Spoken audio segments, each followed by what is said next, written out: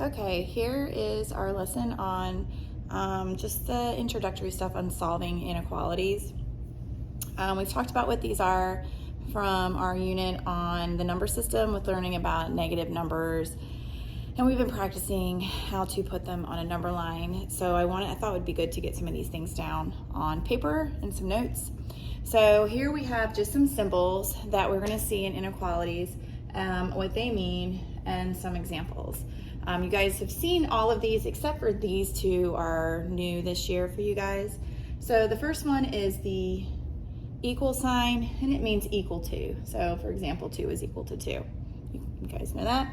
This is the greater than sign, and here's an example. 3 is greater than 2. So we use it when the number on the left is bigger than the number on the right.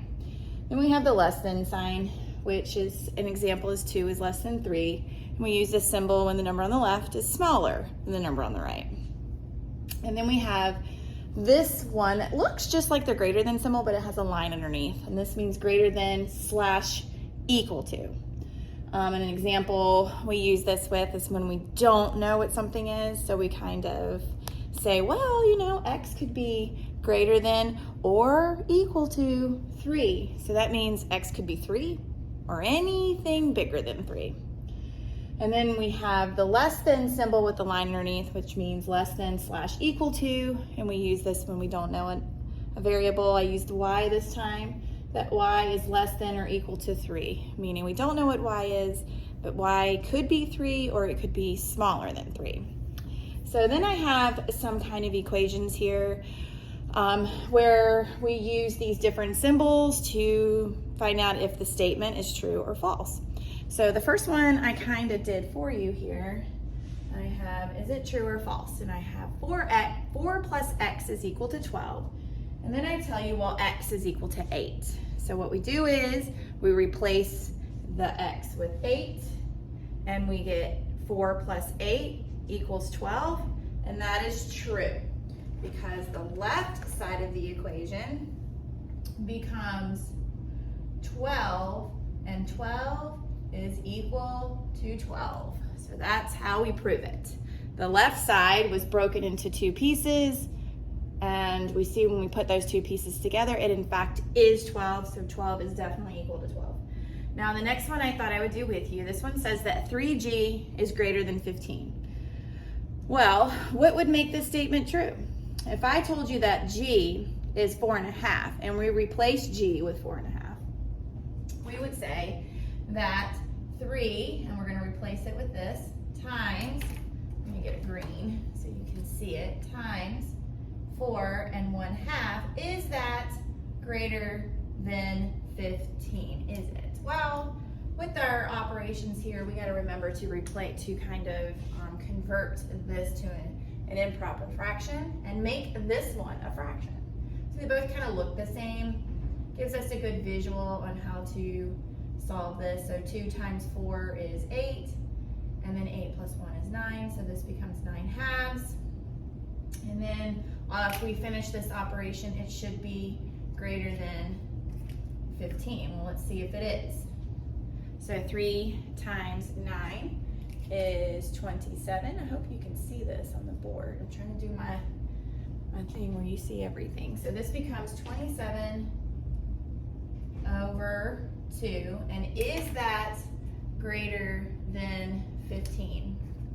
Well, we're going to have to now convert that number back into an improper fraction. So how many 2's fit in 27? 13, I believe. So 2 times 13 is 26, so we would have 1 left over. So then we would convert this.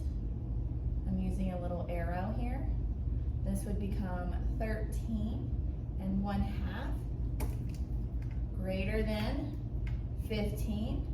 So if I replace g with this number, would it make this statement true? No, it is actually, let me get this right here is false. False. So we got 2 more examples. F over 4 is less than 8. If we replace the F with 8, would it be less than 2? Notice that this does not have the line underneath. There is no line. So I'm going to replace my f with 8. So here we go. 8, okay, over 4. Is that less than 2? Well, 8 over 4 is a division problem, and 8 divided by 4 is actually equal to, let me move this over. 8 divided by 4 is actually equal to 2. Okay, and is 2 less than 2? No, 2 is equal to 2. It doesn't have that bar underneath, though, so this statement is actually, false. Okay.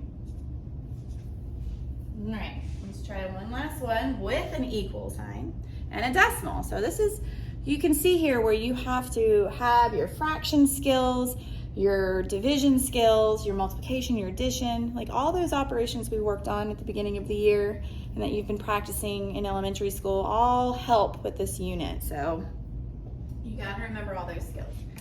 So now they're telling us that if I replace h with 25.8, if I replace h with this decimal, it's going to be, well, it's on this side, so we got to read it backwards. We're saying that 14.2 is less than or equal to whatever we get over here.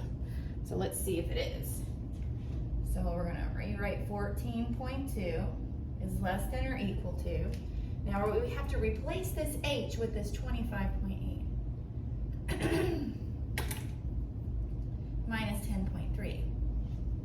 I had to do a little bit of crazy math here because sometimes it's hard to see our addition and subtraction of decimals like this. I'm gonna do a little bit of work over on the side, all right, just so we can see.